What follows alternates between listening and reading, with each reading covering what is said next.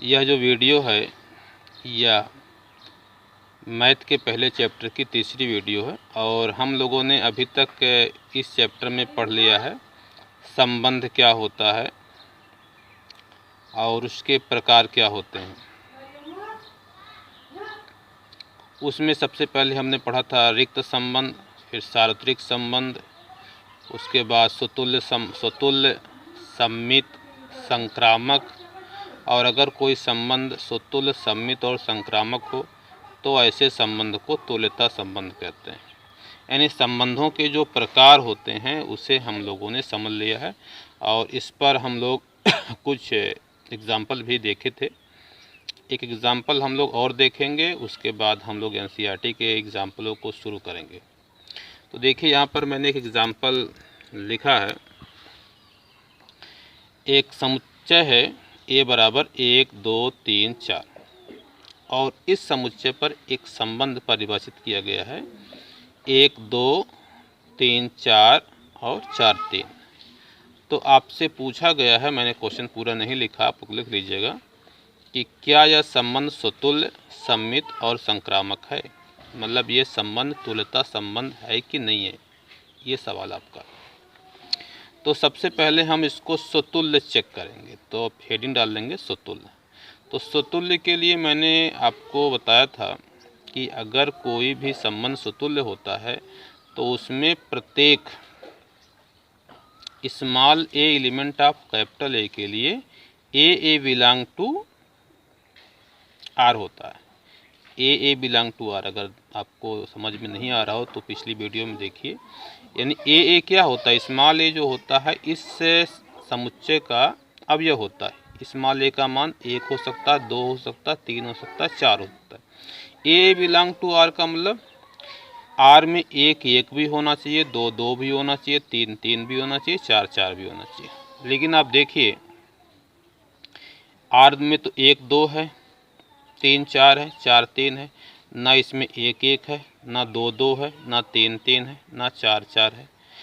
तो इसको मैंने लिख दिया है 1 1 does not belong to R, 2 2 does not belong to R, 3 3 does not belong to R तथा 4 4 does not belong to R. अतः यह संबंध स्वतुल्य नहीं है। तो ये तो आपको समझ में आ गया होगा। अगर पहली वीडियो आपकी कंफर्म है तो ये आपको समझ में आ गया होगा। अब इसको हम चेक करेंगे जो हमारा संबंध है वो सम्मित है कि नहीं। तो सम्मित के लिए आप देखिए कि इसमें 1 2 है, 1 2 है, लेकिन इसमें 2 1 नहीं है। सम्मित के लिए क्या होता है, A1 A2 belong to are है तो A2 A1 belong to are होना चाहिए ना। यानी अगर इसमें 1 2 है तो इसमें 2 1 भी होना चाहिए था।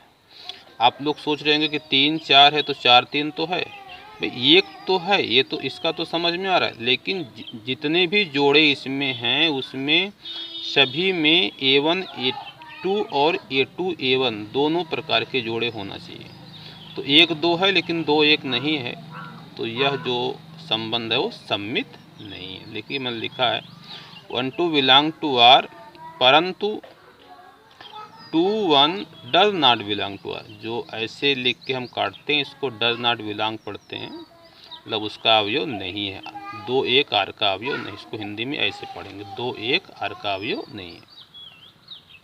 अतः यह संबंध सम्मित नहीं है। तो ये जो संबंध दिया है यह ना तो स्वतुल्य है ना तो सम्मित है। संक्रामक पर देखा जाए, संक्रामक देखिए 3 संक्रामक में क्या होता है, A1 A2 A3 के लिए A1 A2 belong to R, A2 A3 belong to R, तो A1 A3 belong to are होना चाहिए। तो देखिए इसमें 3 4 बिलोंग टू आर है और 4 3 बिलोंग टू आर। तो 3 4 बिलोंग टू आर तथा 4 3 बिलोंग टू आर, अगर हम इसको A1 माने A2 A2 A3, मतलब इसमें A1 और A3 बराबर हो गए हैं। परंतु 3 3 A1 A2 और A2 A3 हो तो A1 A3 मिलना चाहिए। इसमें A1 भी 3 है, A3 भी 3 है, लेकिन हमारे जो संबंध है उसमें 3 3 देखिए नहीं है। 3,3 does not belong to R, अतः यह संबंध संक्रामक भी नहीं है। तो ये जो संबंध मैंने लिया एग्जाम्पल, यह ना स्वतुल्य है, ना सम्मित है और ना ही संक्रामक है। तो कहने का मतलब कि यह संबंध तुल्यता संबंध नहीं है। चलिए अब हम लोग एनसीईआरटी के कुछ एग्जाम्पलों को समझने की कोशिश करते हैं। वैसे बुक मेरे पास है लेकिन वो वहीं पे रखी है, मैंने लिख लिया है और इसको मैं समझा दे रहा हूँ। जो पहला एग्जाम्पल आपकी किताब में है, अगर आपके पास किताब है तो अच्छी बात है, नहीं तो आप इसको लिख लीजिएगा। एक पहला एग्जाम्पल, मान लीजिए कि एक किसी बालकों के स्कूल के सभी विद्यार्थियों का समुच्चय है। दर्शाइए आर, यानी जो कैपिटल ए है वो क्या है, स्कूल के बालकों के, मतलब जो स्कूल है वो बालकों का है और वहाँ के सभी विद्यार्थियों का समुच्चय, मतलब उस स्कूल में केवल लड़के पढ़ते हैं, लड़कियाँ नहीं पढ़ती हैं। उस सभी लड़कों का समुच्चय क्या है, कैपिटल ए। उस पर एक संबंध आर परिभाषित किया गया है, A B such that A B की बहन है, ए बी की बहन है, मतलब ए और बी जो इसमें दो अवयव लिए गए हैं, इसमें आपस में संबंध क्या है, ए बी की बहन है। द्वारा प्रदत्त संबंध रिक्त संबंध, आपको ये समझाना है कि संबंध रिक्त संबंध। इसी क्वेश्चन में एक और चीज़ है, तथा आर डैश, दूसरा संबंध आर डैश है, ए बी, ए तथा बी की ऊंचाइयों का अंतर 3 मीटर से कम है। द्वारा प्रदत्त संबंध एक सार्वत्रिक संबंध। मतलब इस एग्जाम्पल में आपको रिक्त संबंध भी स्पष्ट हो जाएगा और सार्वत्रिक भी स्पष्ट हो जाएगा। तो रिक्त संबंध मैंने क्या बताया था, ऐसा संबंध जिसमें कोई भी क्रमित युग्म ना हो उसे रिक्त संबंध कहते हैं, और ऐसा संबंध जिसका प्रत्येक अवयव उसके प्रत्येक अवयव से संबंधित हो उसे सार्वत्रिक संबंध कहते हैं। ये पहली वीडियो में मैंने स्पष्ट समझाया है, अगर पहली वीडियो पे नहीं देखा तो उसे देख लीजिए। अब देखिए, इसको मैं हल से शुरू किया हूँ। अब पहला जो संबंध आर है उसमें क्या है, आर बराबर क्या है, ए कामा बी, ए बी की बहन है। तो आर जो लिखा हूँ A comma B such that A B की बहन। अब देखिए, अगर मैं पहले ही समझा चुका हूँ, सवाल में दिया भी गया है कि जो विद्यालय है, जो स्कूल है वो बालकों का है। तो अगर लड़के ही पढ़ते हैं तो उसमें लड़की कहाँ से आएगी, और अगर उसमें लड़की नहीं है तो कोई लड़का किसी लड़के की बहन तो बन नहीं सकता है। तो इसका मतलब क्या है, यह जो संबंध है यह एक रिक्त संबंध है। ऐसा कोई भी दो हम उसमें से विद्यार्थी नहीं निकाल सकते हैं पूरे स्कूल में से कि एक विद्यार्थी दूसरे की बहन, क्योंकि वहाँ पर कोई लड़की पढ़ ही नहीं रही, सभी बच्चे पर सभी लड़के पढ़ रहे हैं। तो देखिए मैंने इसको लिखा, किसी बालकों के स्कूल में बालिका नहीं होती है, अतः ए बी की बहन नहीं हो सकती। मतलब सारे ही सारे लड़के हैं तो एक लड़का किसी लड़के की बहन कैसे हो सकता है, अतः संबंध आर रिक्त संबंध। शायद मेरी बात आप समझ चुके होंगे। अब उसी क्वेश्चन में जो दूसरा संबंध आर डैश परिभाषित किया गया है, ए कामा बी, ए तथा बी की ऊंचाइयों का अंतर 3 मीटर से कम है। ए और बी की ऊंचाई का अंतर क्या, 3 मीटर से कम है।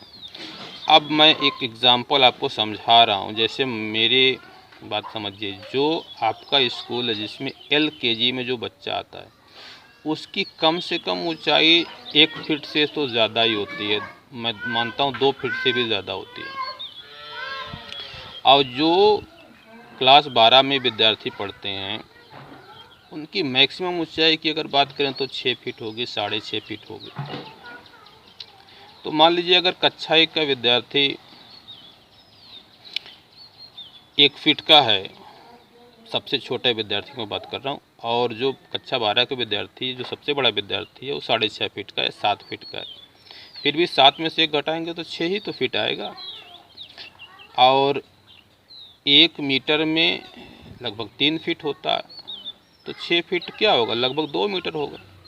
यानी हर हाल में मैक्सिमम 2 मीटर का अंतर आ सकता है, मैक्सिमम की बात मैं कर रहा हूँ।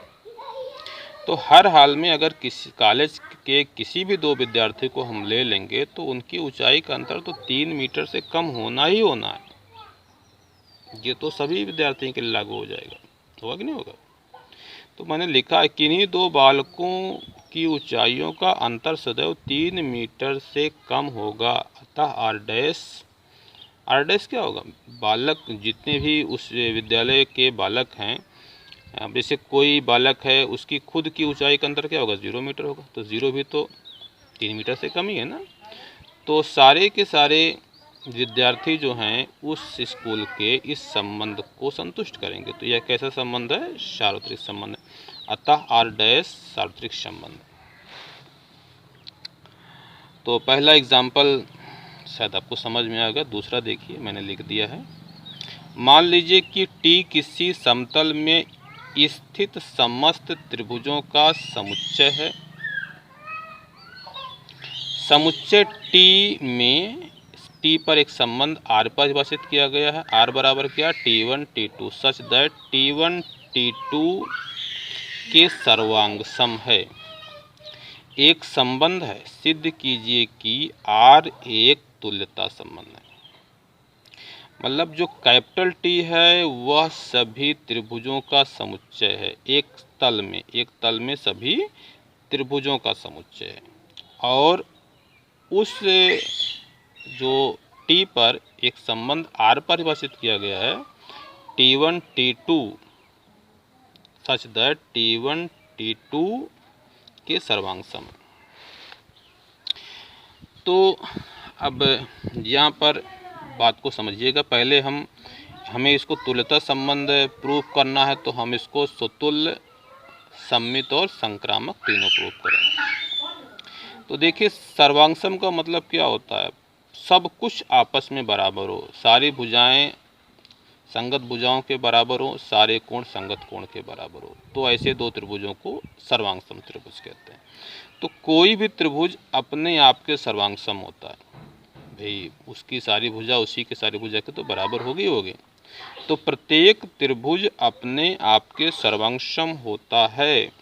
तो अगर अपने आप के सर्वांग सम, पहले त्रिभुज को अगर मैं T1 लेता हूँ तो इसको मैं लिख सकता हूँ T1 T1 के सर्वांग सम है। अगर T1 T1 के सर्वांग सम है तो इसको मैं लिख सकता हूँ T1 T1 belong to R। देखिए यहाँ पर R में क्या T1 T2 है, तो इसमें संबंध क्या T1 T2 के सर्वांग सम है ना, ये संबंध है। यानी T1 T2 के सर्वांग सम है तो T1 T2 belong to R है। उसी तरीके से अगर T1 T1 के सर्वांग सम है तो इसको मैं लिख सकता हूँ T1 T1 belong to R। ये प्रत्येक त्रिभुज के लिए होगा। अतः R सुतुल्य। सुतुल्य के लिए क्या होता है, A comma A belong to R, यही होता है ना। सुतुल्य की कंडीशन क्या होती है, A comma A belong to R। तो यहाँ पर A की जगह पे क्या है, T1 है, T1 T1 belong to R। तो ये संबंध कैसा है, सुतुल्य है। अब इसको हम लोग सममित प्रूफ करेंगे। सममित में क्या होता है, सममित में आप लोग जानते हैं A1 A2 belong to R तथा A2 A3 belong, A1 A2 belong to R तथा A2 A1 belong to R।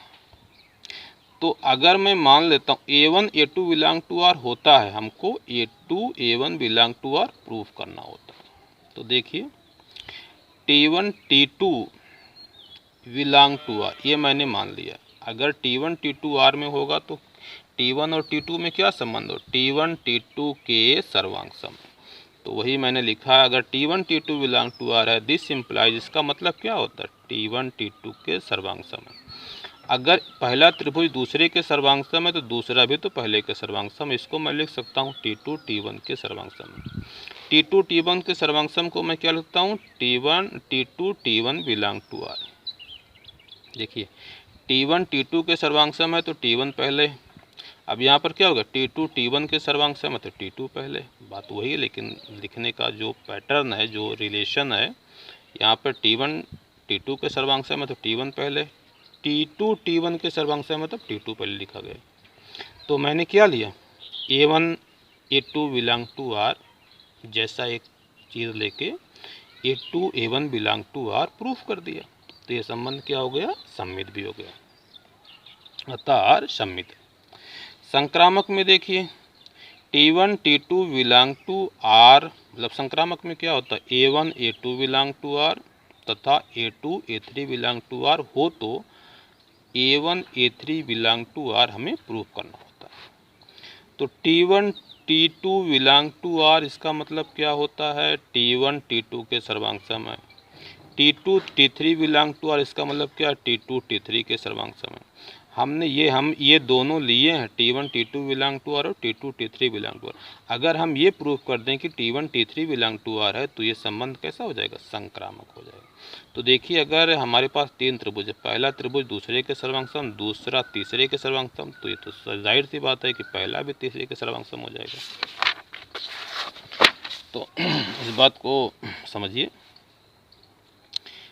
T1 T3 के सर्वांग सम है, भाई T1 T2 के सर्वांग सम है, T2 T3 के सर्वांग सम है, तो इन दोनों से निष्कर्ष क्या निकलता है, T1 T3 के सर्वांग सम है। T1 T3 के सर्वांग सम, इसका मतलब मैं लिख सकता हूँ T1 T3 belong to R, T1 पहले रहेगा, T3 बाद में रहेगा, अतः R तुल्यता संबंध है। तो इस तरीके से दो एग्जाम्पल आपने समझ लिया है। अब अगले एग्जाम्पलों को मैं अगली वीडियो में समझाऊंगा, क्योंकि मैं बहुत बड़ी वीडियो नहीं बनाना चाह रहा हूँ।